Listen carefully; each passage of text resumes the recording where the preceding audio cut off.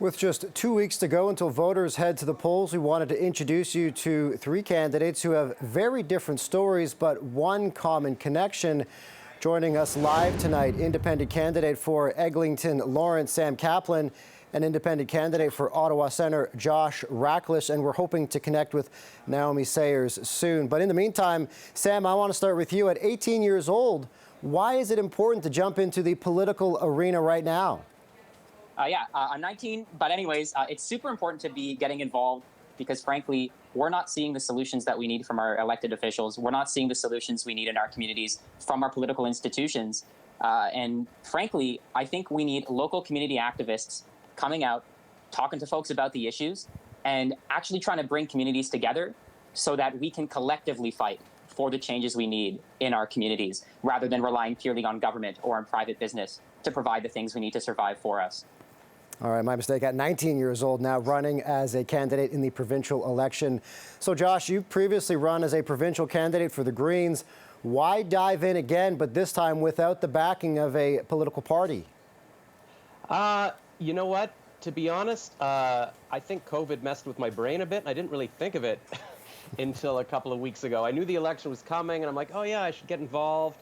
And then it sort of snuck up on me, and by the time I thought about it, every party was taken, and I thought, well, I still want to be involved. I still want to have opportunities to talk to the public like this. And so at the last second, I ran around getting the signatures myself, and I was at 1:59 p.m. on Thursday. The deadline was at 2 p.m. I was sitting with the guy going, okay, go through my signatures, and here I am.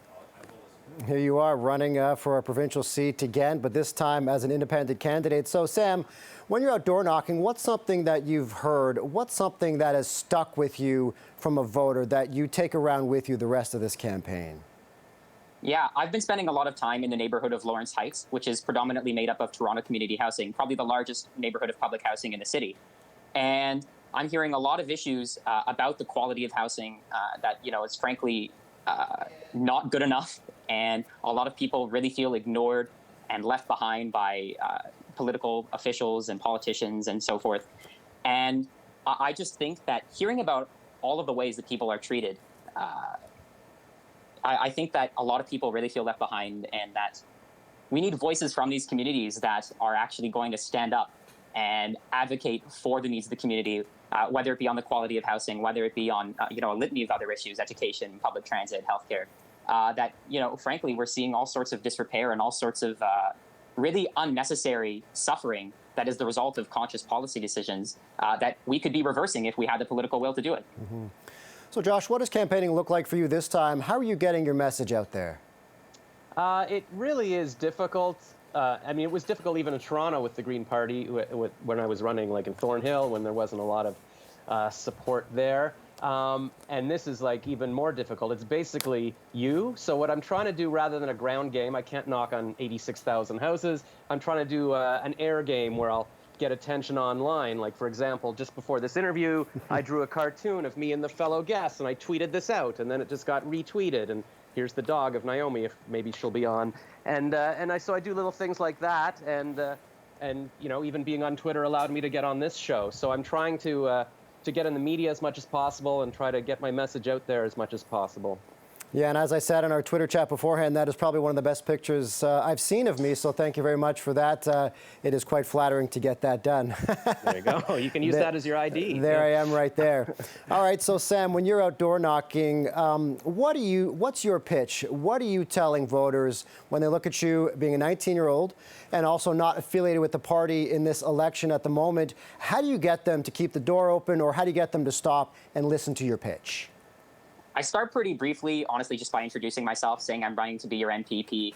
Often people are pretty surprised to see someone so young at the door, although honestly, that's typically a positive reaction, which is really great to see.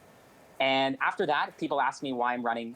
I talk about how getting out there and speaking to folks about the issues, regardless of how many votes I earn on June 2nd, is already pushing the envelope. And already getting people talking about these issues, really under-addressed things like ODSP, which has been left criminally low for decades, our schools, which are crumbling and leaving students totally left behind, including myself when I was younger. So really just getting out there and talking to folks about what issues matter to you and how can I help. And honestly, most of the conversations stay pretty brief because I'm just trying to introduce myself and, let people know that I'm here for them and that they're always welcome to reach out. And, a lot of good reactions at the doors. So, Josh, whether it is door knocking or online or another way that you get a hold of voters or you're interacting with voters, what's one thing you've heard from them this election campaign that is sticking with you? It's interesting because when I was getting my signatures and people are like, well, what do you stand for kind of thing? Because you have to get 25 signatures to be able to run. I was like, I used to run for the Green Party. They're like, oh, okay, you're kind of lefty, because I would vote anything but conservative. And lately, that's sort of become something I want to fix, because I've always been very liberal, and I was trained by Al Gore to be a climate leader and everything. But when you go to those trainings, they teach you, oh, the oil companies are evil, and they're trying to destroy the world.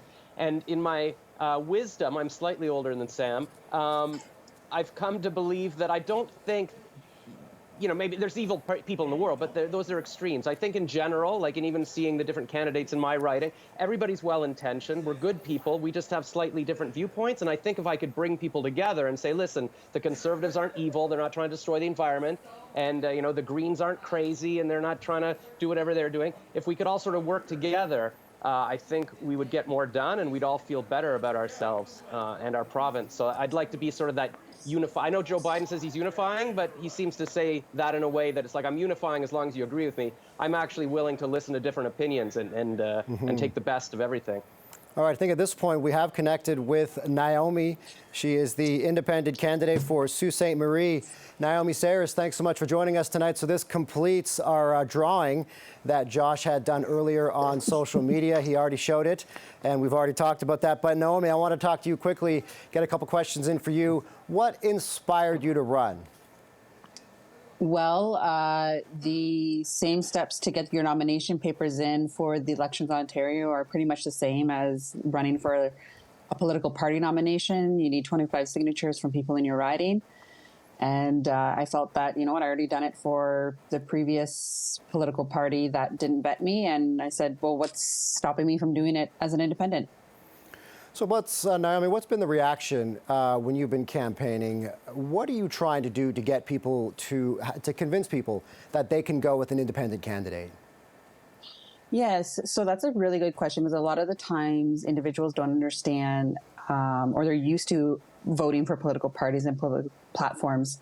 So the advantage of an independent candidate is that, you can bring a hyper-localized candidate down to legislature who can focus on issues that are important to the city, so city of Sault Ste. Marie, as opposed to platform values, platform ideals, and just really focus on the issues affecting the citizens.